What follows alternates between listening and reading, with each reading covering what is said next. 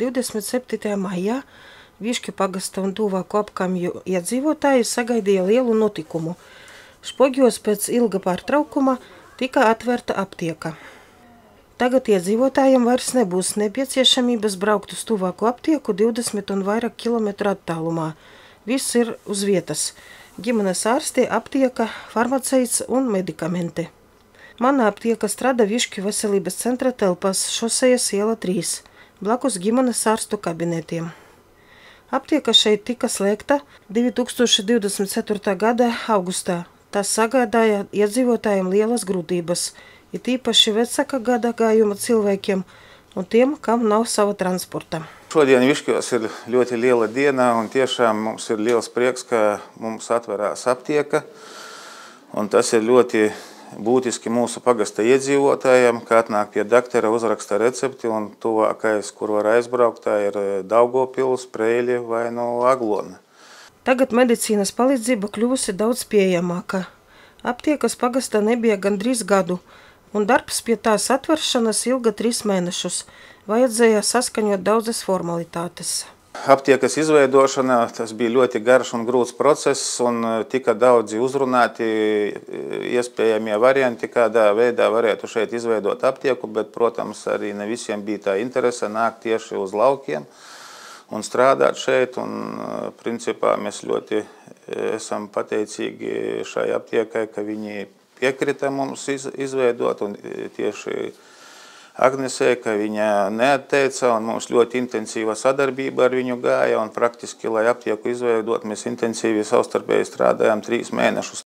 Mēs tā kā esam vietējais uzņēmums, vietējais Latvijas uzņēmums, paši farmaceiti esam īpašnieki, strādājam zem zīmola Mana aptieka, un mēs vienmēr ieklausamies arī pašvaldības vajadzībās un vēlmēs, un šajā vietā mums arī pašvaldība uzrunāja ar iespējamību atvērt šeit aptieku. Šeit aptieka bija bijusi. Šo vietu mēs mēģināsim iestrādāt. Es ceru, ka mums izdosies, jo galvenais ir, lai cilvēki arī nāk uz šo aptieku, lai atbalsta mūs, lai iepērkās vietējā uzņēmuma aptiekā, un tad jau viss būs kārtībā. Svarīgi, ka aptiekā par farmaceitu strādā vietēja iedzīvotāja, jauna specialiste Katrīna Gruzinska.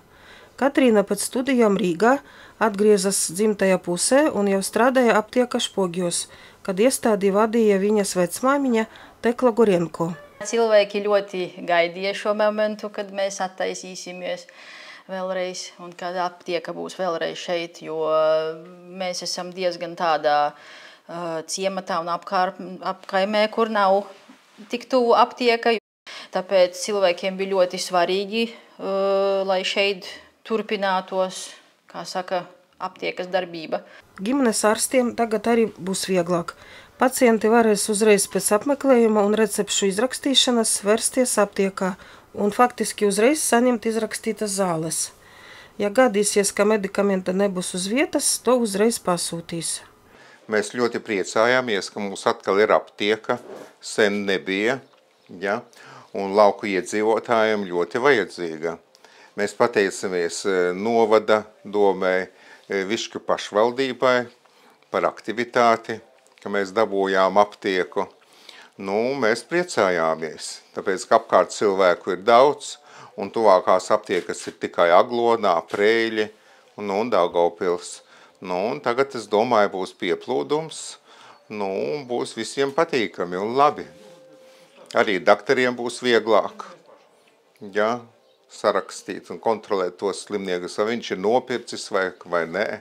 Ņemot vērā, ka pašvaldība Višķus un Špogļus attīsta kā reģionālā nozīmes attīstības centru, tad, protams, attīstības centrs nevar pastāvēt bez aptiekas. Un pašvaldība ir patiesas prieks, ka kopā sanāca ar gan pagasta pārvaldi, gan kopā ar ģimenes ārstiem sanāca pierunāt uzņēmējus atvērt aptiekas filiāli Špogļos, un, protams, ka šodien mēs dodam iespēju gan Višķu apvienības iedzīvotājiem, gan Kalupes apvienības iedzīvotājiem, gan arī Preiļu novadam un Ambeļu iedzīvotājiem tuvāk saņemt medicīniskos pakalpojumus un arī tās zāles, kuras ir nepieciešams, nevis gaidīt pēc nedēļas vai braukt pēc viņām uz tuvāko aptieku, kas bija Daugavpils, bet viņas uzreiz izejot no ģimenes ārsta arī iegādāties. Un, protams, kā arī nākotnē pašvaldība strādās pie tā, lai veselības centrs Višķos attīstītos un sniegtu vēl vairāk pakalpojumus iedzīvotājiem, kuri dzīvo laukos. Manas aptiekas Špogļos darba laiks, darba dienas no 8 līdz 16.